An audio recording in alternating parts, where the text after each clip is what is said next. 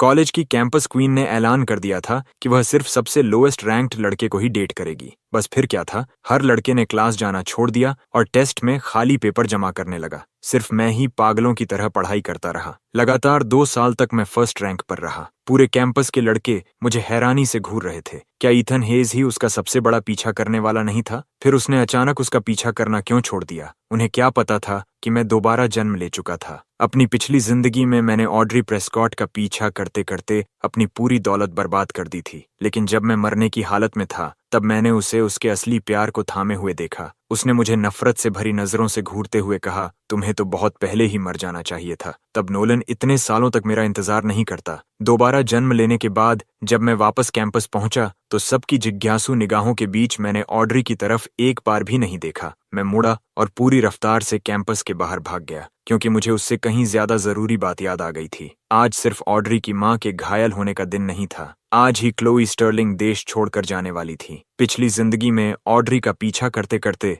मैंने अपने परिवार और दोस्तों से न जाने कितनी बार झगड़े किए। आखिर में सबने मेरा साथ छोड़ दिया। क्लोई ने मुझसे विनती की थी कि ऑड्री की वजह से अपने परिवार के खिलाफ मत जाओ। उसने कहा था कि ऑड्री इसके लायक नहीं है, लेकिन मैं उस पर ही बरस पड़ा था। मैं क्या करता हूँ, ये मेरा मामला है, तुमसे इसका कोई लेना देना नहीं। बीच में मत पड़ो। अगर तुम भी मुझे बर्दाश्त नहीं कर सकती तो चली जाओ। आज से हमारी दोस्ती खत्म। मैं कभी उसके चेहरे का वह भाव नहीं भूल पाया। आंखों में आंसू लिए उसने मुझसे पूछा था, ईथन हेज, क्या मेरी तुम्हारी जिंदगी में सच में इतनी भी कीमत नहीं है? लेकिन मैं अंधा था और मैंने उससे भी ज्यादा बेरहम बात कह दी। बाद में वह सचमुच चली गई। वह विदेश चली गई और फिर कभी वापस नहीं आई। मेरी मौत वाले दिन जाकर मुझे सच्चाई समझ आई। जिस औरत का मैंने पूरी जिंदगी पीछा किया उसने मुझे कभी इंसान तक नहीं समझा, और क्लोई, जिसे मैंने खुद से दूर धकेल दिया था, वही थी जिसने मुझसे सबसे ज्यादा प्यार किया। मैं पूरी ताकत से केयू स्कूल ऑफ बिजनेस की तरफ दौड़ा, लेकिन वहां उसका कहीं पता नहीं था। अरे, तुम्हें पता है क्लोई स्टर्लिंग कहाँ है? पता नहीं। क्या उसने पहले ही विथड्रॉवल ले लिया? क्या वह पहले ही प्लेन में बैठ चुकी? मैं अपना फोन निकालने ही वाला था कि मुड़ते ही एक लड़के से टकरा गया। उसके चिप्स पूरे फर्श पर बिखर गए। सॉरी, मैं क्लोई को ढूंढ रहा था, इसलिए तुम्हें देख नहीं पाया। उसने कहा, तुम स्टर्लिंग हेरेस को ढूंढ रहे हो? वह बैक्स्टर एथलेटिक सेंटर में है, लेकिन अगर मैं तुम्हारी जगह होता तो वहां नहीं जाता। उसका मूड बहुत खराब है। उसके बाद पूरी करने से पहले ही मैं हवा की तरह दौड़ पड़ा। बैक्स्टर बॉक्सिंग स्टूडियो के बाहर छात्रों की भारी भीड़ जमा थी। सीयू में सिर्फ 2 कैंपस क्वींस हैं, अब उनमें से एक जा रही है। अब सुबह 8 बजे की उन बेरहम क्लासेस में मेरा दिन रोशन करने के लिए कोई खूबसूरत चेहरा नहीं बचेगा। दूसरे ने कहा, बिल्कुल, मैंने तो अभी तक मिसेस स्टर्लिंग से बात भी नहीं की। किसी ने मजाक उड़ाया, क्यों? तुम्हें लगता है उस गॉडेस के साथ तुम्हारा कोई चांस है? सपना देखना छोड़ दो। जैसे ही मैं अंदर पहुंचा मैंने छात्रों की भारी भीड़ देखी। लोग ऑड्री को 1000 ईयर आइस क्वीन कहते थे और क्लोई को 10,000 ईयर सनशाइन। मैं इससे पूरी तरह सहमत था। उसकी बाहों ने मुझे इस जिंदगी की आखिरी गर्माहट दी थी, 10,000 सूरजों से भी ज्यादा गर्म। मैं धीरे धीरे भीड़ को चीरते हुए आगे बढ़ा। विशाल स्टूडियो के अंदर मैंने उसे देखा। उसका लंबा शरीर पूरी ताकत से हैवी बैग पर मुक्के बरसा रहा था। मेरे सीने पर रखा भारी पत्थर जैसे हट गया।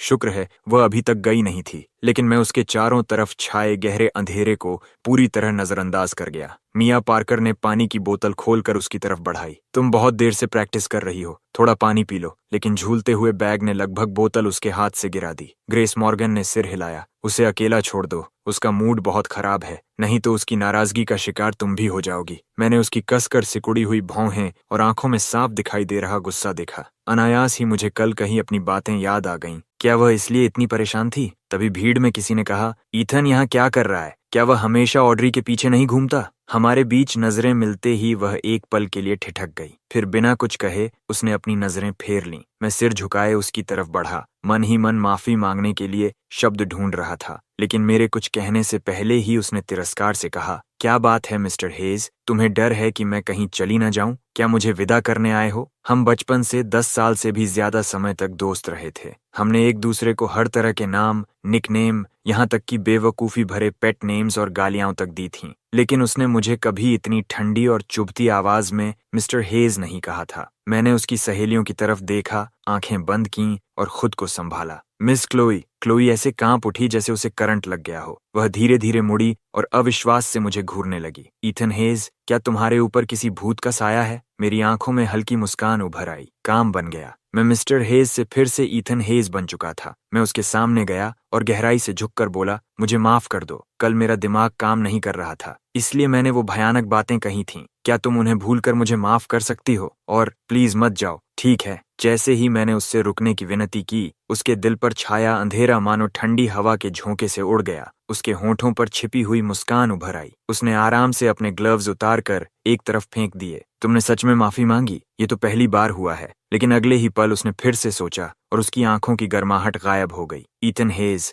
ऐसा मत सोचो कि मैं ऑड्री का पीछा करने में तुम्हारी मदद करूंगी। मैं उसका पीछा करना छोड़ चुका हूँ। इस बार क्लोई सचमुच स्तब्ध रह गई। उसे अपने कानों पर विश्वास नहीं हुआ। तुमने क्या कहा? मैं उसका पीछा करना छोड़ चुका हूँ? सच में? अगले ही पल उसने अपना हाथ मेरे माथे पर रख दिया। जरूर कुछ गड़बड़ है। तुम्हें बुखार है। सिर्फ उसे ही मेरी बात पर यकीन नहीं हुआ था। वहां मौजूद किसी भी इंसान को मेरी बात पर विश्वास नहीं हुआ। जब क्लोई मुझे रेडवुड स्टूडेंट हेल्थ सेंटर ले जाने लगी तो मैंने उसका हाथ नीचे कर दिया। मुझे बुखार नहीं है और मैं पूरी तरह होश में हूँ। मुझे पता है कि अभी तुम्हें मेरी बात पर विश्वास नहीं होगा, लेकिन उसने मेरी आगे की एक भी बात नहीं सुनी। उसका पूरा ध्यान सिर्फ उस हाथ पर था जिसे मैं पकड़े हुए था। तभी दरवाजे से मेरे डेस्कमेट ने आवाज लगाई, ईथन। मैं मुड़ा। तुम यहाँ हो। रिबेका शॉ तुम्हें अभी अपने ऑफिस में बुला रही हैं। मुझे जाना था। जेक ने मेरा हाथ पकड़ा और मुझे खींच लिया। समय नहीं है, बहुत जरूरी है। मैंने सिर हिलाया और क्लोई का हाथ छोड़ दिया। क्या तुम मेरा इंतजार करोगी? मैं वापस आकर सब समझाऊंगा। क्लोई स्टर्लिंग, प्लीज मत जाना।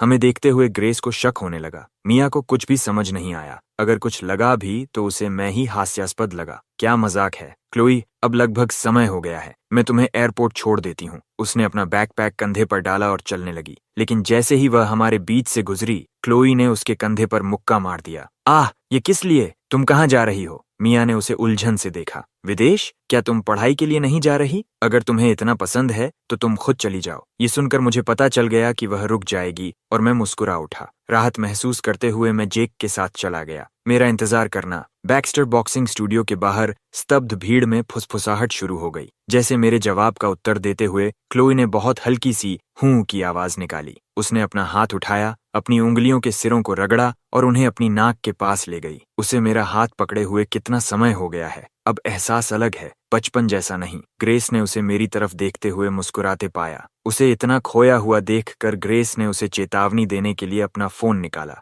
क्लोई, क्या तुम्हें यकीन है कि ईथन तुम्हारा इस्तेमाल नहीं कर रहा? KUBZ पर एक नई पोस्ट पहले ही नंबर 1 पर ट्रेंड कर रही थी। क्लोई की नजर उस बड़ी हेडलाइन पर गई। CU हार्टथ्रॉब ने कैंपस क्वीन पर 1 मिलियन खर्च कर दिए। ईथन हेज पूरी तरह दीवाना है। उसकी आंखें तुरंत ठंडी हो गईं। चाहे तुम मेरा इस्तेमाल कर रहे हो या नहीं ईथन, तुमने मुझसे रुकने के लिए कहा है। चाहे कुछ भी हो जाए, मैं अब दोबारा कभी नहीं छोड़ूंगी। रिबेका ने मुझे ऑड्री के बारे में बात करने के लिए बुलाया। हॉस्पिटल से अभी फोन आया था। क्योंकि सर्जरी का भुगतान समय पर हो गया, ऑड्री की मां को जरूरी इलाज मिल गया। ये स्कूल अवार्ड एक साथी छात्र के प्रति तुम्हारी दयालुता और निस्वार्थ उदारता को सम्मानित करता है। इसे ले लो। मैं उसकी बात नहीं सुन रहा था और मैंने सर्टिफिकेट नहीं लिया। नहीं चाहिए। ऑड्री ने कहा था कि वह मुझे पैसे वापस करेगी, इसीलिए यह निस्वार्थ डोनेशन नहीं था। जब मैं ऑफिस से बाहर निकला तब तक बारिश रुक चुकी थी। मैंने अपना चेहरा ऊपर उठाया और अपनी त्वचा पर धूप को महसूस किया। तभी मुझे सच में लगा कि मेरा दोबारा जन्म हुआ है। इस बार मैं इसे सार्थक बनाऊंगा।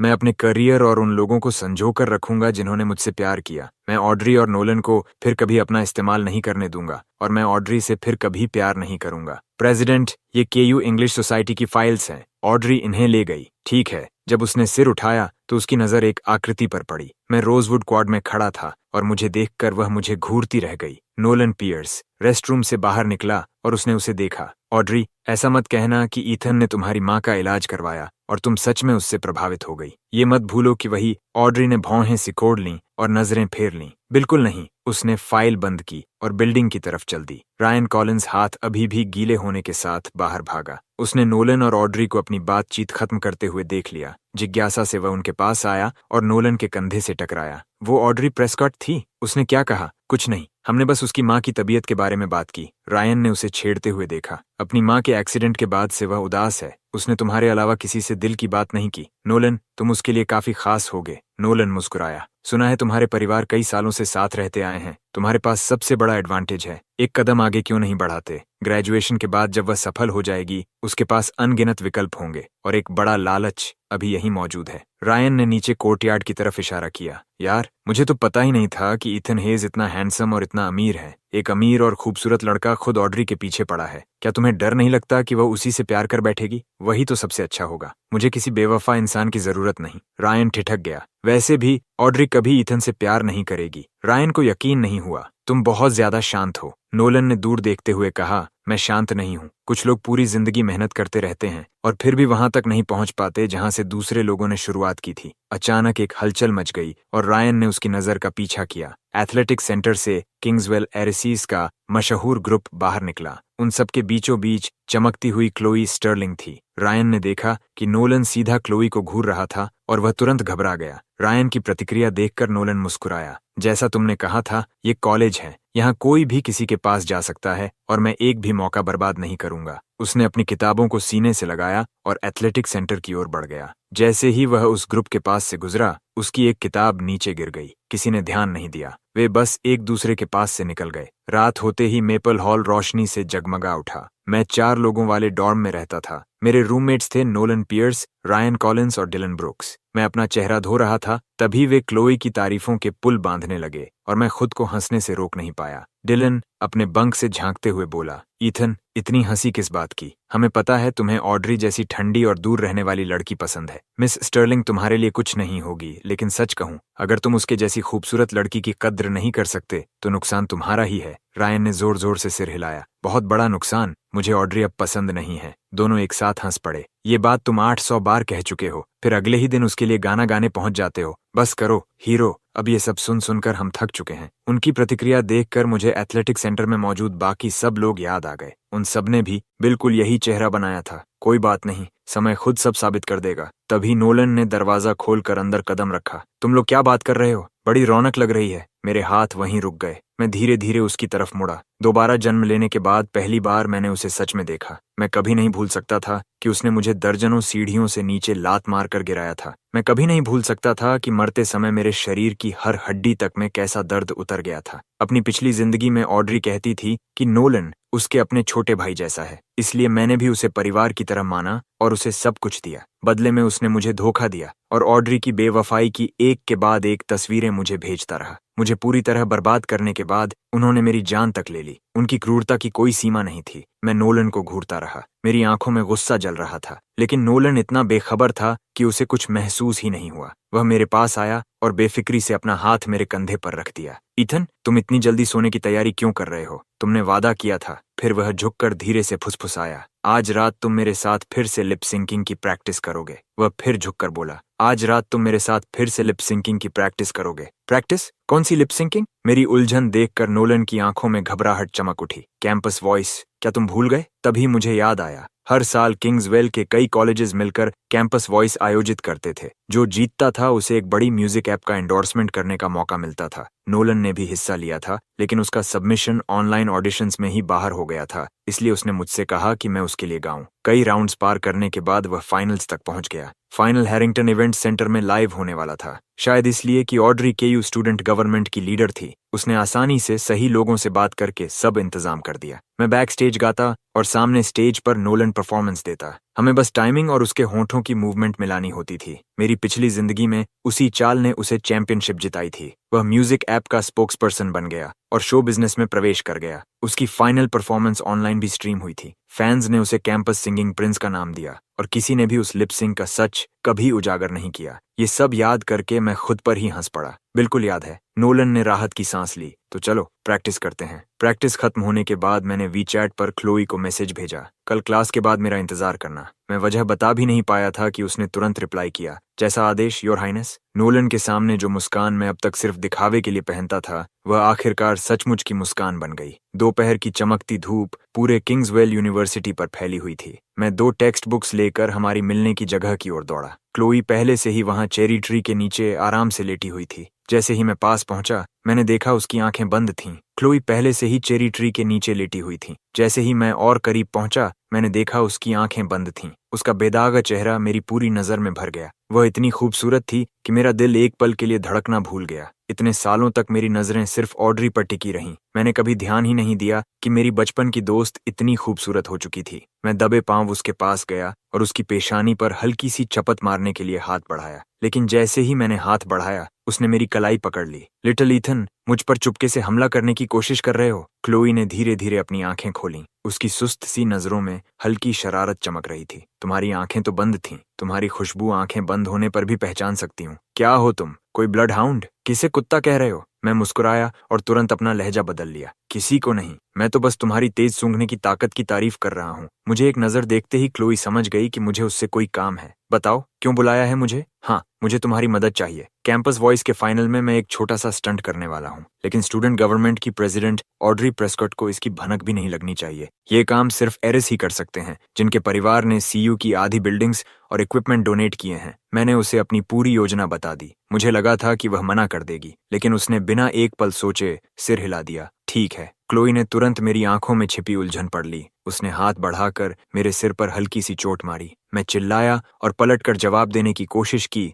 लेकिन उसने अब भी मेरा हाथ मजबूती से पकड़ा हुआ था। तुम एहसान फरामोश हो। मैं हमेशा तुम्हारी रखवाली करती आई हूँ। दीवार फांदने में तुम्हारी मदद की, पकड़े जाने पर तुम्हारी जगह डांट खाई। अगर तुम किसी को मार भी देते तो मैं तुम्हें चाकू पकड़ा देती। ये तो कुछ भी नहीं है। मेरी आंखें भर आईं और मेरी आवाज कांपने लगी। क्लोई स्टर्लिंग, तुम सबसे अच्छी हो, तो क्या मुझे कोई रिवॉर्ड नहीं मिलना चाहिए? कैसा रिवॉर्ड? मेरी आंखें भर आईं और मेरी आवाज फिर कांपने लगी। क्लोई स्टर्लिंग, तुम सबसे अच्छी हो, तो क्या मुझे कोई रिवॉर्ड नहीं मिलना चाहिए? कैसा रिवॉर्ड? क्लोई के होंठों पर मुस्कान आ गई। जैसे कल मुझे मिस क्लोई कहा था, वैसे ही बुलाओ। आमतौर पर मैं कभी नहीं मानता, लेकिन उस समय मैं इतना भावुक था कि मुझे कोई परवाह नहीं थी। मैं उसे कुछ भी कह सकता था, उसके लिए कुछ भी कर सकता था। मैंने पूरी ईमानदारी से उसकी तरफ देखा। क्यों ना मैं तुम्हें अपनी बड़ी बहन बना लूं? तुम तो मेरी असली बहन से भी अच्छी हो। उसका चेहरा तुरंत बदल गया। उसने बिना जरा भी नरमी दिखाए मुझे मना कर दिया। ओह, क्यों? डर है कि मैं स्टर्लिंग फैमिली में शामिल होकर तुम्हारे पैसों पर नजर डाल दूं? ओह, तो तुम्हें मेरे पैसे चाहिए? हाँ, तुम्हारा एक एक पैसा चाहिए। तो फिर मुझे अपनी बहन मत बनाओ। इससे भी तेज, आसान और लीगल तरीका है। कौन सा तरीका?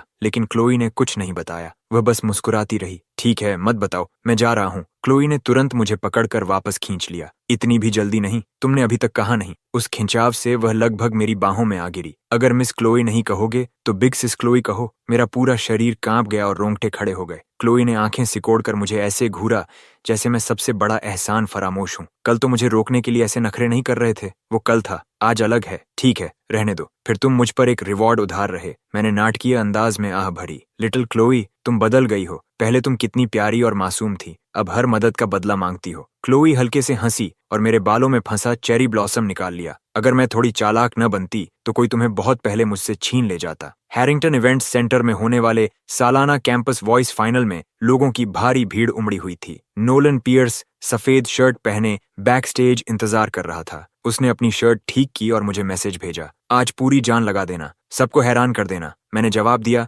फिक्र मत करो, सब हैरान हो जाएंगे। अपनी सीट पर बैठने के बाद मिया ने हैरानी से क्लोई की तरफ देखा। क्लोई, तुम्हें सिंगिंग कॉन्टेस्ट में कब से दिलचस्पी होने लगी? क्लोई ने प्रोग्राम बुक उठाई। उसकी नजर आखिरी कॉन्टेस्टेंट नोलन पर जाकर रुक गई। कुछ दिन पहले मिया उसकी इस अचानक दिलचस्पी को समझ नहीं पाई थी। वह आराम से झपकी लेने बैठ गई। तभी होस्ट ने घोषणा की, कृपया किंग्सवेल यूनिवर्सिटी के कंटेस्टेंट नंबर 10 नोलन पियर्स का स्वागत करें। वह इफ दिस इज लव प्रस्तुत करेंगे। माइक्रोफोन से एक साफ, मधुर और शुद्ध आवाज गूंज उठी। वह हल्की भी थी और गहराई से भरी हुई भी। मिया को म्यूजिक में कोई खास दिलचस्पी नहीं थी, फिर भी वह उस आवाज से प्रभावित हुए बिना नहीं रह सकी। वह धीरे धीरे जागी और स्टेज की तरफ देखने लगी। दिखने में तो बिल्कुल साधारण है, लेकिन इसकी आवाज कमाल की है। तभी उसने देखा कि क्लोई ने पहले ही अपनी आंखें बंद कर ली थीं। रोशनी के नीचे उसका चेहरा पूरी तरह शांत और खुशी से भरा हुआ था। वह जैसे पूरी तरह उस संगीत में खो गई थी। उसे इतना पसंद आया, और उसने सफेद शर्ट भी पहन रखी है, बिल्कुल उसकी पसंद जैसा। दूसरी पंक्ति में बैठी एशली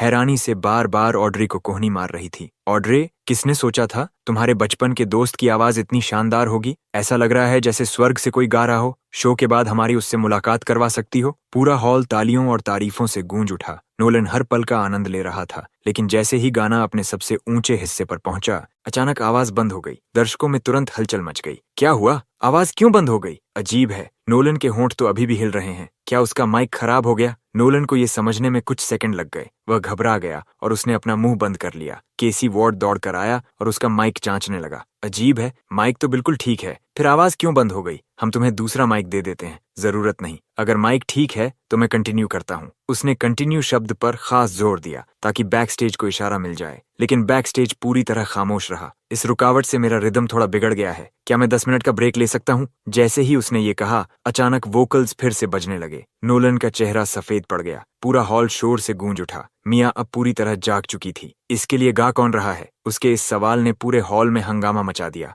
नोलन एक पल में आसमान से जमीन पर आ गिरा। वह भागना चाहता था, लेकिन जैसे ही वह मुड़ा, कर्टन धीरे धीरे खुलने लगा। मेरे ड्रेस शूज की आवाज पूरे स्टेज पर गूंज रही थी। मेरी आवाज फैलती हुई हॉल में पहुंची और मैं सलीके से तैयार होकर सबके सामने आ गया। भीड़ ने हैरानी से सांस रोक ली। माया ने क्लोई की तरफ देखा। सचमुच क्लोई की आंखें अब खुल चुकी थीं। वह स्टेज पर मुझे बिना पलक झपकाए देख रही थी, जैसे पूरी तरह मेरी तरफ खींच गई हो। मिया खुद को चिढ़ाने से रोक नहीं पाई। क्लोई, तुम गलत लड़के को देख रही हो क्या? तुम्हें तो व्हाइट शर्ट पसंद है। तुम्हें उसके बगल में खड़े नोलन को देखना चाहिए। क्लोई ने शांत स्वर में कहा। आज मुझे ब्लैक शर्ट पसंद है। मिया जोर से हंस पड़ी। एशली हैरानी से मुझे घूरती रह गई। तो नोलन नहीं गा रहा था, ईथन हेज गा रहा था। ऑड्री की नजर तुरंत मेरी तरफ उठ गई। ऑड्री, तुम कितनी लकी हो। इतना हैंडसम, इतना शानदार और इतना टैलेंटेड लड़का तुम्हारे पीछे है। मुझे तो तुमसे जलन हो रही है। अब तो हाँ कह ही दो, ऑड्री ने ठंडे स्वर में कहा। बकवास मत करो, एशली बोली। इसमें बकवास क्या है? सीयू में हर कोई जानता है कि campus heart throb Ethan hedge तुम्हारे लिए पागल है। सिर्फ तुम ही उसे ठुकरा सकती हो। कोई और होती तो कब की उसके गले लग चुकी होती।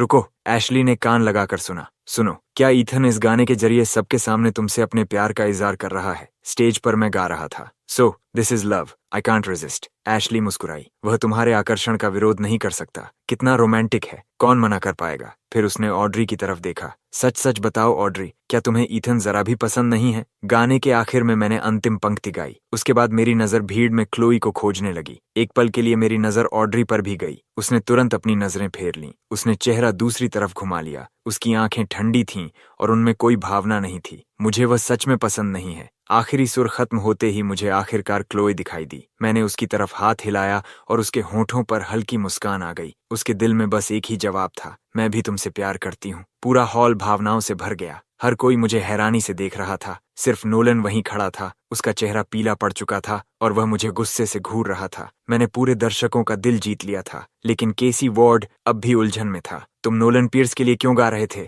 मैं नोलन के पास गया और उसके कंधे पर हाथ रख दिया। मैं उसके लिए नहीं गा रहा था, ये परफॉर्मेंस का हिस्सा था। नोलन ने मुझे घूरा। परफॉर्मेंस का हिस्सा? मैंने मुस्कुराते हुए कहा। इस साल की कैंपस वॉइस गाइड का रूल 10 कहता है कि स्टेज डिजाइन बहुत जरूरी है। हाल ही में फेक आइडेंटिटी वाले स्कैंडल से मुझे इंस्पिरेशन मिली और मैंने ये परफॉर्मेंस तैयार की। इसके अलावा ऑनलाइन एडवांस होने वाले हर गाने में कैमरा पर नोलन था और वोकल्स मेरी थीं। कंटेस्टेंट नंबर 10 नोलन नहीं था, वो मेरा कंटेस्टेंट नंबर था। भीड़ एक बार फिर जोरदार तालियों और शोर से गूंज उठी। उस शोर के बीच मैंने माइक अपने मुंह से हटाया और धीरे से नोलन के कान में फुसफुसाया। बैक स्टेज में ग्लिच हो गया था, इसलिए मुझे इम्प्रोवाइज करना पड़ा। तुम नाराज तो नहीं हो? नोलन गुस्से से कांप रहा था। जब उसने कुछ नहीं कहा तो मैंने माइक फिर उठाया और सबके सामने पूछा, है ना नोलन? उसने अपनी मुट्ठियां भींच लीं। लंबे और अपमान से भरे सन्नाटे के बाद उसने मजबूरी में कहा, हाँ बिल्कुल। अवार्ड सेरेमोनी के दौरान नोलन इस अपमान को और सह नहीं पाया और स्टेज से भाग गया। ऑड्री उसे जाते हुए देखती रही। मैं उसके भागते हुए पीछे देखकर मुस्कुरा दिया। ये एहसास किसी भी ट्रॉफी से कहीं ज्यादा अच्छा था। एशली फिर बोली, ऑड्री, एक दोस्त होने के नाते मुझे तुम्हें चेतावनी देनी पड़ेगी। ईथन हेज जैसा लड़का तुम्हारा पीछा कर रहा है। ये ऊपर वाले का दिया हुआ तोहफा है। अगर तुम उसकी कद्र नहीं करोगी तो कोई और उसे अपना बना लेगा और तब बहुत देर हो जाएगी। ऑड्री अपनी सीट से उठकर बाहर चली गई। उसी समय सामने की तरफ क्लोई भी अपनी सीट से उठी। दोनों एक दूसरे के पास से गुजरी। एक बाहर जा रही थी और दूसरी स्टेज की तरफ आ रही थी। फैंस के साथ फोटो सेशन के दौरान क्लोई ने सबके सामने मुझे बाहों में भर लिया। जब अलग होने का समय आया तो उसने मुझे छोड़ने में झिझक दिखाई। मैंने भी उसे गले लगा लिया। मैं पीछे हटना चाहता था, लेकिन उसने मुझे कुछ देर और पकड़े रखा। तभी मुझे अपने पेट से कोई सख्त चीज टकराती हुई महसूस हुई। मैंने नीचे देखा, वहां शैंपेन कलर का एक बॉक्स था। ये क्या है? क्लोई ने अनमने मन से मुझे छोड़ा। खोलो। मैंने ढक्कन उठाया और फूलों की गहरी खुशबू हवा में फैल गई। अंदर बेहद खूबसूरत ताजे फूल रखे थे। कार्ड पर लिखा था, ऑल हेल द चैंप। मैंने मुस्कुराकर पूछा, तुम्हें कैसे पता था कि मैं आज जीत जाऊंगा? क्लोई ने जवाब दिया, तुम हर चीज में सबसे अच्छे हो। अच्छा हुआ कि मैं तुम्हें जानती हूँ, मैंने कहा। चलो एक पिक्चर लेते हैं। क्लोई ने मुस्कुराकर पूछा, सिर्फ पिक्चर और कुछ नहीं चाहिए? उसने मेरी आंखों में गहराई से देखा। मैं आज रात तुम्हें बाहर ले जाना चाहती हूँ। मैंने सिर हिलाया। जरूर, लेकिन क्या करने वाले हैं? जाहिर है। अचानक क्लोई ने हाथ उठाकर मेरी पेशानी पर हल्की सी चपत मार दी। तुम मेरा उद्धार चुका रहे हो। मैंने अपनी पेशानी पकड़ ली। पिछले कुछ दिनों में ये उसका दूसरा सरप्राइज अटैक था। कितनी पेटी हो, मैं तुम्हारा सिर्फ एक रिवॉर्ड उधार हूँ। इतनी जल्दी वसूलने की क्या जरूरत है? क्लोई ने आलस भरी मुस्कान के साथ मुझे देखा। मैं भी बदला लेने के लिए हाथ बढ़ाने ही वाला था कि उसने मेरा हाथ पकड़कर अपनी बाह में फंसा लिया। कैमरा की तरफ देखो। उफ, उस रात डॉर्म बिल्कुल खाली था। रायन और डिलन ने अभी अभी मुझे मैसेज किया था कि वे मुझे डिनर पर ले जाएंगे, लेकिन अब उनकी कुर्सियां खाली पड़ी थीं। साफ था कि नोलन उन्हें अपने साथ ले गया होगा ताकि मेरे बारे में शिकायत कर सके। मैंने पूछने की भी जरूरत नहीं समझी। मैं कपड़े बदलकर क्लोई से मिलने चला गया, लेकिन वहां पहुंचते ही मुझे पछतावा हुआ। मैंने उन रूममेट्स के साथ डिनर का वादा किया था जिन्होंने मुझे अकेला छोड़ दिया, इसलिए मैंने क्लोई के साथ रेस्टोरेंट में मिलने से मना कर दिया था। अब मेरा पेट लगातार गुड़गुड़ा रहा था।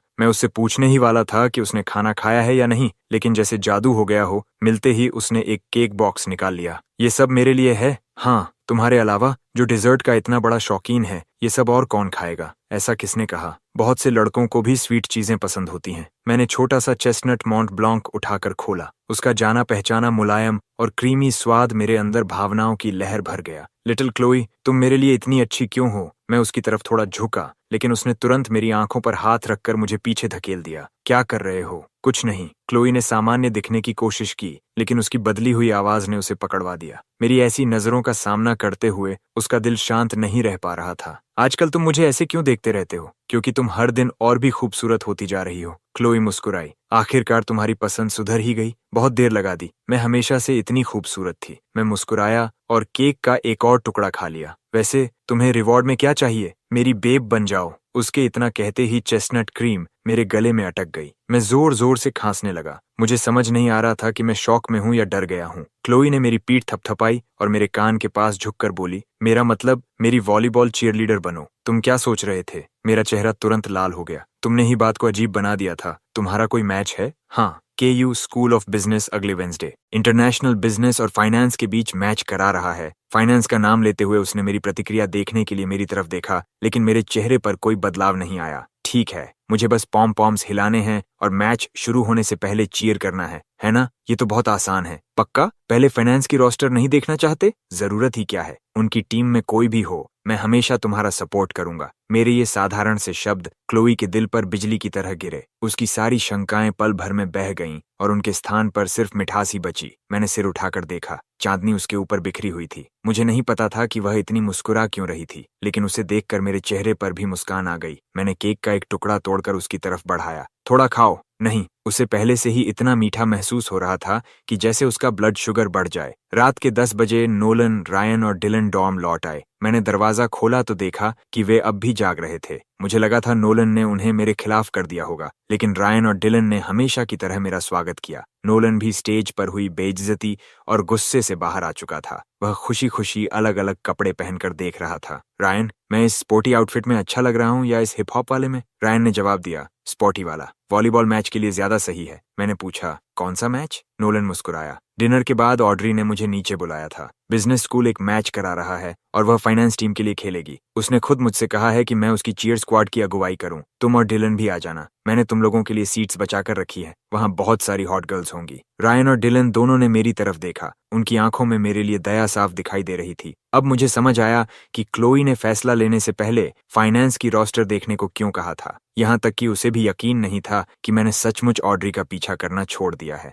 नोलन ने चुपचाप कपड़े नीचे रख दिए और मेरी प्रतिक्रिया देखने लगा। जब मेरे चेहरे पर कोई बदलाव नहीं आया तो उसके गर्व भरे चेहरे पर व्यंग्य भरी मुस्कान फैल गई। वेंसडे को फाउंडर्स फील्ड में बिजनेस स्कूल वॉलीबॉल क्लासिक शुरू होने वाला था। मैच शुरू होने से पहले ही पूरा मैदान लोगों से भर चुका था। चीयर लीडर्स एक एक करके अंदर आईं और सबसे आगे नोलन था। वह फाइनेंस की चीयर स्क्वाड को लेकर मैदान के बाएं हिस्से में पहुंचा। माया ने दूसरी तरफ देखा जहां पॉम पॉम्स लहराए जा रहे थे और जोर जोर से चीयर किया जा रहा था, जबकि उनकी तरफ पूरी तरह सन्नाटा था। क्लोई, तुम्हारी चीयर लीडर कहाँ है? देखो उनकी स्क्वाड कितनी जोश में है। आम तौर पर तुम्हारे पीछे भागने वाले हॉट गाइज की लाइन KU से लेकर ईथ जुरिक तक लग सकती है। जरूरत पड़ने पर सब कहाँ गायब हो गए? क्लोई ने वॉलीबॉल हवा में उछाल दी। किसने कहा कि वे गायब हो गए? ये रही वॉलीबॉल। मिया उसके इस अंदाज से प्रभावित हुई। सिर्फ दिखावा करने से कुछ नहीं होगा। वॉलीबॉल तो आ गई, लेकिन बेब कहाँ है? उसी समय अचानक मैदान में हलचल मच गई। मिया ने भीड़ के साथ मुड़कर देखा और मुझे फाउंडर्स फील्ड पर चलते हुए देखा। मैं इतना आकर्षक लग रहा था कि प्लेयर्स और फैंस दोनों की तरफ से चीखें और तालियां गूंज उठीं। मिया एक बार फिर हैरान रह गई। एशली ने उत्साह से ऑड्री के कंधे पर थपकी दी। ऑड्री, कैंपस हार्ट थ्रॉब तुम्हें चीयर करने आ गया। उस चेहरे ने पूरे स्कूल में हलचल मचा दी। क्या कमाल का अंदाज है। लेकिन ऑड्री बिल्कुल शांत रही। डिलन ने मुझे देखकर प्रभावित होकर सिर हिलाया। रायन भी प्रभावित था, लेकिन उसने कुछ कहने की हिम्मत नहीं की। उसने नोलन की तरफ देखा। जैसा उसने सोचा था, मुझे देखते ही नोलन की आंखों में तिरस्कार भर गया। मुझे सामने आते देख क्लोई की आंखें चमक उठीं। वो आ गया? मिया ने पूछा। कौन आ गया? क्लोई मुस्कुराई। मेरा चीयरलीडर आ गया। मिया और भी उलझ गई। क्लोई, मजाक मत करो। ईथन तो साफ तौर पर ऑड्री को चीयर करने आया है। मैं मैदान के बाएं हिस्से से होकर फाइनेंस टीम की तरफ बढ़ा। नोलन ने व्यंग्य से हंसते हुए कहा, ईथन हेज, फाइनेंस ने तुम्हें कभी इनवाइट नहीं किया, फिर भी चले आए? तुम सच में इतने बेताब हो? मैंने उसकी बात का कोई जवाब नहीं दिया। मैं उसके और ऑड्री के पास से ऐसे निकल गया जैसे वे वहां थे ही नहीं। मैं चलता हुआ सीधे दाईं तरफ बढ़ गया। ऑड्री ने भौहें सिकोड़ लीं और पूरी भीड़ उलझन में पड़ गई। मैं क्लोई की टीम के सामने जाकर रुका। मेरे दोनों हाथ पीठ के पीछे थे। मुस्कुराते हुए क्लोई ने मेरे पीछे झांका। क्या छिपा रखा है? मैंने भौं उठाई। कुछ अच्छा। मेरी आंखों की शरारत देखकर क्लोई को तुरंत कुछ गड़बड़ होने का एहसास हो गया। जैसा उसने सोचा था, मैंने अपनी पीठ के पीछे से एक बहुत बड़ा स्क्रोल निकाला और सबके सामने खोल दिया। चमकदार लाल बैनर पर बड़े बड़े काले अक्षरों में लिखा था, Chloe's got charm, Chloe's got game, best on the court, remember the name. Mia के मुंह से पानी निकल गया और पूरा मैदान हंसी से गूंज उठा। क्लोई ने अपना चेहरा दोनों हाथों से ढक लिया। लिटिल ईथन, ये कितना टैकी है। मैं शरारती मुस्कान के साथ उसके थोड़ा और करीब झुक गया। टैकी होने में क्या बुराई है? ये तुम्हारे वाइब पर बिल्कुल फिट बैठता है। शर्माओ मत, इसे अपनाओ। क्लोई ने मेरी पेशानी पर चपत मारने के लिए उंगली उठाई, लेकिन इस बार मैं तैयार था और तुरंत बच गया। हमारी ये प्यारी और शरारती नोकझोंक मैच शुरू होने से पहले ही सबसे बड़ा आकर्षण बन गई। पूरा मैदान उत्साह से भर उठा। सिर्फ ऑड्री हमें बर्फ जैसी ठंडी नजरों से देख रही थी। यहाँ तक कि एशली को भी ऑड्री के चेहरे से निकलती ठंडक महसूस हो रही थी। देखा, ईथन जैसा हैंडसम और शानदार लड़का, अगर तुम उसकी कद्र नहीं करोगी तो कोई और उसे अपना बना लेगा। नोलन भी पूरी तरह स्तब्ध था। रायन हैरानी से मुझे देखता रह गया। ईथन मिस स्टर्लिंग को कब से जानता है? डिलन ने खाली नजरों से सिर हिलाया। मुझे नहीं पता। तभी रेफरी ने सीटी बजाई और मैच शुरू हो गया। सबको लगा था कि ये बस एक हल्का फुल्का फ्रेंडली कैंपस मैच होगा, लेकिन कुछ ही देर में माहौल अजीब लगने लगा। कैंपस की दोनों क्वींस, क्लोई और ऑड्री, अपनी अपनी टीम की स्टार अटैकर्स थीं और आमतौर पर उनका आमना सामना बहुत कम होता था, लेकिन आज वे हर बॉल पर सीधे एक दूसरे से भिड़ रही थीं। दोनों के बीच बिना कुछ कहे ही दुश्मनी की चिंगारियां साफ महसूस हो रही थीं। भीड़ ने भी मेरा चांट दोहराना शुरू कर दिया। Chloe's got charm, Chloe's got game, best on the court, remember the name. भीड़ के बीच से मैं उसे चीयर कर रहा था। क्लोई ने मेरी तरफ देखकर हाथों से हार्ट बनाया। मैं भी मुस्कुराकर उसकी तरफ देखने लगा। मैच शुरू हुए 10 मिनट हो चुके थे। इंटरनेशनल बिजनेस ने एक और पॉइंट बना लिया। स्कोर अब 2-0 था। पूरा मैदान फिर तालियों और शोर से गूंज उठा। क्लोई जब ऑड्री के पास से गुजरी तो मुस्कुराकर बोली, तुम्हें पार करना तो सुबह सुबह खाली सड़क पार करने जितना आसान है। ऑड्री का चेहरा कस गया। उसका खेल और भी आक्रामक हो गया, लेकिन फिर भी वह मैच का रुख नहीं बदल सकी। इंटरनेशनल बिजनेस लगातार आगे बढ़ती गई, जबकि फाइनेंस पूरी तरह बिखरती चली गई। रायन और डिलन अब तक मैच का आनंद ले रहे थे, लेकिन उन्हें भी कुछ अजीब लगने लगा। डिलन बोला, रायन, तुम्हें क्लोई और ऑड्री के बीच का माहौल थोड़ा अजीब नहीं लग रहा? रायन ने कहा, अजीब? वे तो जैसे एक दूसरे की जान लेने पर तुली हैं। डिलन ने सिर हिलाया। बिल्कुल, इनके बीच कोई दुश्मनी भी नहीं है। ये तो सिर्फ एक फ्रेंडली मैच है। फिर इतनी बेरहमी से क्यों खेल रही हैं? वह कुछ पल के लिए चुप हो गया। अचानक उसके दिमाग में एक ख्याल आया, कहीं ये ईथन की वजह से तो नहीं? रायन ने तुरंत कहा, ऐसा नहीं हो सकता। नोलन ने उनकी बात सुन ली और तुरंत पलट कर बोला, ईथन और मिस स्टर्लिंग तो मुश्किल से एक दूसरे को जानते हैं। वह ईथन की वजह से ऑड्री को क्यों निशाना बनाएगी? और ऑड्री तो बिल्कुल ऐसा नहीं करेगी। वह सिर्फ जीतना चाहती है। रायन और डिलन ने कुछ देर सोचा और फिर सहमति में सिर हिला दिया। नोलन बेचैनी से मैच देखता रहा। आखिरकार अंतिम सीटी बज गई। इंटरनेशनल बिजनेस ने फाइनेंस को 7-0 से बुरी तरह हरा दिया। प्लेयर्स और फैंस खुशी से मैदान में दौड़ पड़े। हर कोई क्लोई को बधाई देने लगा, यहाँ तक कि नोलन भी। लेकिन उस भीड़ के बीच खड़ी लड़की की नजर सिर्फ एक ही इंसान पर थी। उसने अपने हाथ में चमकता हुआ गोल्ड मेडल पकड़ा हुआ था। वह भीड़ को चीरते हुए सीधे मेरे पास आई। ये मेरे गले में पहनाओ। उसने सिर उठाकर मेरी तरफ देखा। उसकी आंखें स्नेह से भरी हुई थीं। ये दृश्य देखकर मिया के पूरे शरीर में रोंगटे खड़े हो गए। क्लोई, कैंपस हार्ट थ्रॉब ने तुम्हें 3 राउंड से भी कम समय में जीत लिया। मैं मुस्कुराया और मेडल उसके गले में पहना दिया। जैसे ही मैंने मेडल पहनाया, उसने मुझे कस कर गले लगा लिया। मैदान के बीच हमारा ये बेहद करीब का पल देखकर चारों तरफ से तालियां, शोर और कैमरास की फ्लैश चमकने लगीं। नोलन जलन से अपने दांत पीसता रह गया। जीत और जश्न पूरी तरह इंटरनेशनल बिजनेस का था। हार चुकी फाइनेंस टीम का हर सदस्य टूट चुका था। उनकी कई टीममेट्स ऑड्री के पास आईं और उसे दिलासा देने लगीं। सॉरी कैप्टन,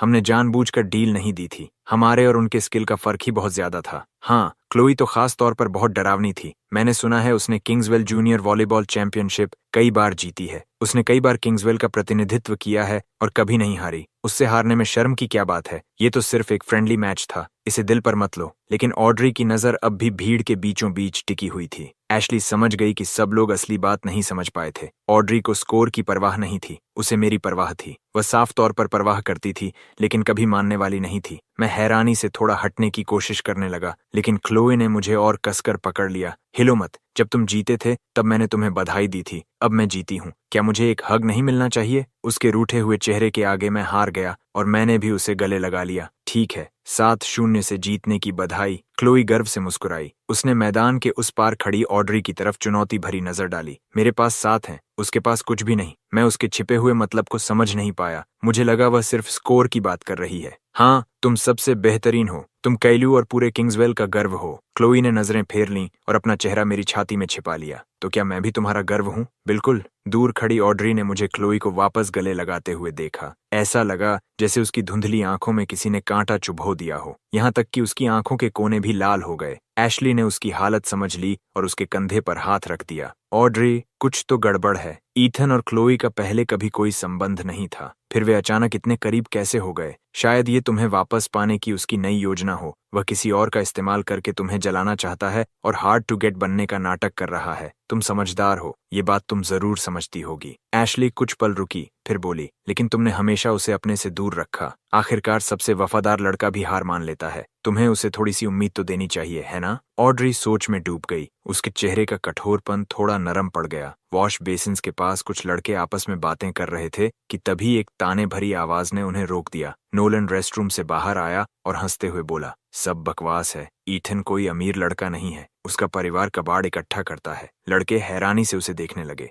यकीन नहीं है? उसने खुद मुझे बताया था। उसने तुम्हें बताया। तुम ईथन के क्या लगते हो? तभी एक लड़के को नोलन का चेहरा जाना पहचाना लगा। उसे तुरंत याद आया, अरे ये तो कैंपस वॉइस में ईथन का टीममेट था, वही जिसे सब लिपसिंग करने वाला समझ रहे थे। दूसरे ने कहा, हाँ, मैं ईथन और ऑड्री को अक्सर साथ देखता हूँ। दोनों काफी करीब लगते हैं। शायद ये सच कह रहा है। लेकिन अगर ईथन का परिवार कबाड़ इकट्ठा करता है तो उसके पास इतना पैसा कैसे है? किसी ने व्यंग्य से कहा, किंग्सवेल के हाई सोसाइटी के लोगों के साथ घूमने से कोई ट्रस्ट फंड किड नहीं बन जाता। शायद वो एस्कॉर्ट हो। उस काम में अच्छा पैसा मिलता है। नोलन हाथ धोकर वहां से चला गया। बाकी लड़के सिर्फ एक दूसरे को हैरानी से देखते रह गए। रेस्टरूम के अंदर से मैं उसकी हर बात सुन चुका था। मैं धीरे धीरे बाहर निकला तो वे सब घबरा गए। उन्होंने जल्दी जल्दी हाथ हिलाते हुए कहा, उसने जो कहा उसका हमसे कोई लेना देना नहीं है। मैंने नोलन को जाते हुए देखा और ठंडी हंसी हंस दी। स्कूल में मैंने अपनी असली पहचान छिपा रखी थी। एक बार मैंने नोलन को कहते हुए सुना था कि ऑड्री अमीर लोगों से नफरत करती है। उसके परिवार को कभी अमीर लोगों की वजह से बहुत दुख झेलना पड़ा था।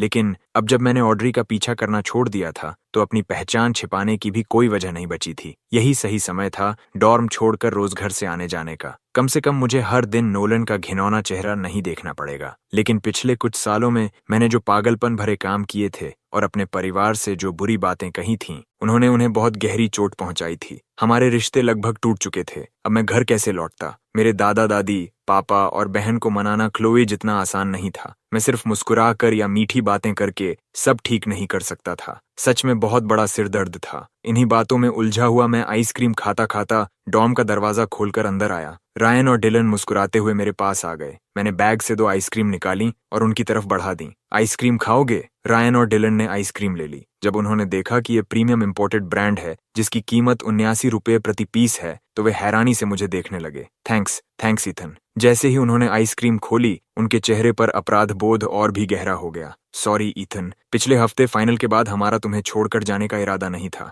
नोलन बहुत परेशान था और जिद करके हमें अपने साथ रोक लिया। रायन ने भी सिर हिलाकर उसकी बात मानी। मैंने सिर हिलाया। कोई बात नहीं, ये मामला सिर्फ मेरे और नोलन के बीच था। तुम्हें बीच में फंसने की जरूरत नहीं थी। दोनों खुशी खुशी मेरे पास आ गए। तुमने हमें माफ कर दिया ईथन। तुम सच में बहुत अच्छे हो। डिलन मुस्कुराया। ईथन, तुम इन दिनों बदल गए हो। रायन ने भी कहा, हाँ बहुत ज्यादा। मैंने अपनी आइसक्रीम नीचे कर ली। सच में? मेरे मन में डर उठा कि कहीं पिछली जिंदगी की निराशा अब भी मेरे अंदर तो नहीं बची हुई। शायद मुझे खुद महसूस नहीं हो रही थी, लेकिन दूसरे लोग देख पा रहे थे। मगर रायन और डिलन ने बिल्कुल अलग जवाब दिया। अब तुम पहले से कहीं ज्यादा चमकते हो। वैसे ईथन, नोलन कह रहा था कि कैंपस वॉइस फाइनल में माइक कभी खराब हुआ ही नहीं था। उसका कहना है कि तुमने ये सब जानबूझकर किया था। हमने उसकी बात पर यकीन नहीं किया। तुम ऐसा कभी नहीं कर सकते, मैंने शांत स्वर में कहा। मैंने ही किया था। रायन और डिलन एकदम जड़ हो गए। कुछ सेकंड बाद दोनों अजीब सी हंसी हंस पड़े। अगर तुमने किया भी तो कोई बात नहीं, असली सिंगर तो तुम ही थे। कमरे का माहौल अचानक अजीब हो गया और सब अपने अपने स्थान पर लौट गए। मैंने भी उस बात को वहीं छोड़ दिया और सोचने लगा कि घर कैसे जाऊं।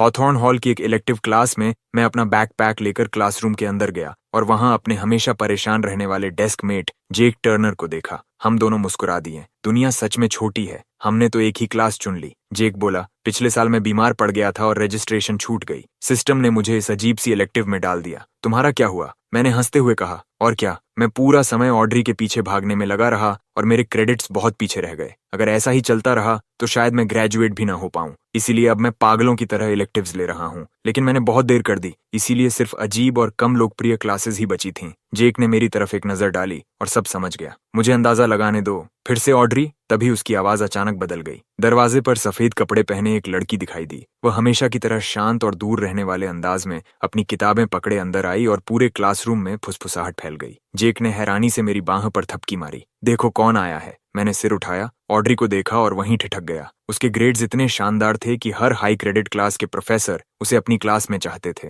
फिर वह इतनी अजीब सी कोर्स में क्यों आई थी? मैं यही सोच रहा था कि ऑड्री रुक गई और पूरे क्लासरूम पर नजर दौड़ाने लगी। हमारी नजरें मिली। जब वह लगातार मेरी तरफ देखती रही तो मैंने भौहें सिकोड़ लीं। फिर वह चलकर आई और ठीक मेरी सामने वाली सीट पर बैठ गई। जेक की उत्सुकता फूट पड़ी। वह बार बार मेरी तरफ देखने लगा। ये क्या हो रहा है? इतनी सारी खाली सीट्स थीं और उसने आकर तुम्हारे सामने वाली ही सीट चुनी। मैंने और भी ज्यादा भौहें सिकोड़ लीं। मुझे बिल्कुल नहीं पता, शायद अब उसे मुझे हवा की तरह इग्नोर करने की आदत हो गई है। मेरे लिए तो यही ठीक है। तभी टेलर एलिस क्लासरूम में आए। कैंपस के हाल के दो सबसे चर्चित स्टूडेंट्स, केयू का सबसे लोकप्रिय लड़का और उसकी सबसे बेहतरीन छात्राओं में से एक को देखकर टीचर का मूड तुरंत अच्छा हो गया। देखो आज मेरी क्लास में कौन आया है। ये मटेरियल सब में बांट दो। आज हम मॉडल्स बनाना सीखेंगे। तुम सबको मिस्ट्री मॉडल पार्ट्स का एक सेट मिलेगा। हर सेट से अलग चीज बनती है और उसके साथ कोई इंस्ट्रक्शंस नहीं होंगे। तुम्हें 90 मिनट के अंदर उसे पूरा बनाकर सबमिट करना होगा। ये तुम्हारे असाइनमेंट ग्रेड और क्रेडिट्स दोनों में गिना जाएगा। तुम एक दूसरे की मदद कर सकते हो और सवाल भी पूछ सकते हो। चलो टीम वर्क की अच्छी आदत डालते हैं। जेक ने अपना बॉक्स खोला और तुरंत परेशान हो गया। ये क्या है? इसमें तो इतने सारे पीसेस हैं। मुझे तो ये भी नहीं समझ आ रहा कि ये बनना क्या है। मैं इसे कैसे बनाऊं? मैं भी अपने मॉडल को पहचान नहीं पा रहा था, लेकिन मेरी किस्मत उससे अच्छी थी। मेरे बॉक्स में जेक के मुकाबले आधे ही पीसेस थे। जेक मुस्कुराया। अच्छा हुआ जीनियस यहीं है। अगर अटक गए तो उसे पूछ लेंगे। उसने आंख मारकर मेरी तरफ इशारा किया, मानो कह रहा हो कि मैं इसे ऑड्री से बात करने का बहाना बना सकता हूँ। लेकिन मैंने उसकी बात अनसुनी कर दी और अपना पूरा ध्यान मॉडल पर लगा दिया। तुम ही पूछ लो, मैं ठीक हूँ। जेक ने हैरानी से कहा, आज तुम्हें क्या हो गया है? पहले तो तुम उसकी परछाई बने रहते थे, कैंपस क्वीन के पीछे हर जगह घूमते थे। कोई तुम्हें उससे अलग ही नहीं कर सकता था। आज वो खुद तुम्हारे पास आ गई और ईथन ने उसकी तरफ देखा तक नहीं। जेक ने मेरे सामने हाथ हिलाया। तुम्हारा दिमाग तो नहीं खराब हो गया? यूं ही समय बर्बाद करते रहे तो मॉडल कभी पूरा नहीं होगा। बेल बजते ही स्टूडेंट्स जल्दी जल्दी ऑड्री के आसपास जाकर बैठ गए। वे उत्साह से उससे पूछने लगे कि अपने मॉडल्स कैसे बनाएं। ऑड्री धैर्य से सबके सवालों का जवाब देती रही, लेकिन जिस जानी पहचानी आवाज का उसे इंतजार था वह कभी नहीं आई। 40 मिनट पूरे होने पर ऑड्री सबसे पहले अपना मॉडल पूरा कर चुकी थी। उसने एक शानदार क्रूज शिप बनाई थी। उसके भव्य और शानदार डिजाइन के हर हिस्से में बारीक डिटेल्स थीं। टीचर उसकी इतनी तारीफ करने लगे कि उन्होंने उसे उठाकर पूरे क्लास के सामने दिखाया। सभी स्टूडेंट्स कुछ पल के लिए रुक गए। जरा ऑड्री प्रेस्कॉट का काम देखो। क्लासरूम में तुरंत फुसफुसाहट शुरू हो गई। कमाल है, बिना किसी इंस्ट्रक्शंस के सिर्फ 40 मिनट में पूरी शिप बना दी। कोई हैरानी नहीं कि फाइनेंस की सबसे बड़ी जीनियस वही है। जीनियस के साथ एक ही क्लास में पढ़ना तो बिल्कुल नाइंसाफी है, लेकिन सिर्फ एक इंसान ने सिर उठाकर भी नहीं देखा।